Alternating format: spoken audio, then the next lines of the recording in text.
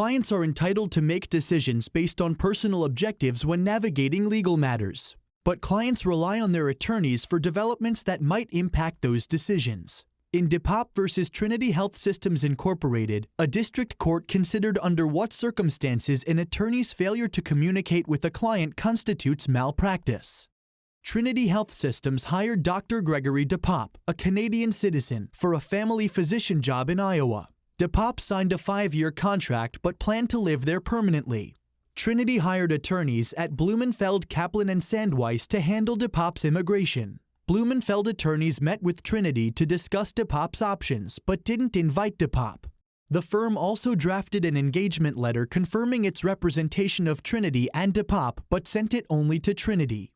The H-1B visa is frequently used by foreign physicians and requires completing several licensing exams. DePape hadn't taken these exams, erroneously believing the process took 2 years. After discovering this, Blumenfeld's attorneys never advised DePape that the exams took only a few months and that without passing the exams, he couldn't practice medicine in America. Instead, the attorneys applied for a TN visa. This visa wasn't valid for DePape's full contract and didn't authorize family physician jobs, so the attorneys fabricated documents stating DePape was a consultant. Meanwhile, DePape quit his job, terminated his lease, shipped his belongings, and finally traveled to Buffalo, New York. Blumenfeld's attorneys knew a Buffalo immigration officer, so Trinity instructed DePape to enter the country using the Buffalo border. A local Blumenfeld attorney met DePape with his visa and the fake documents.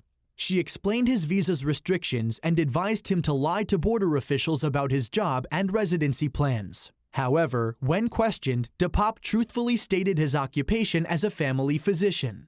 Because his visa didn't permit that job, DePape was denied entry into the United States. He called Trinity and was advised to enter the country as a visitor, come to Iowa, and they'd fix the immigration problems.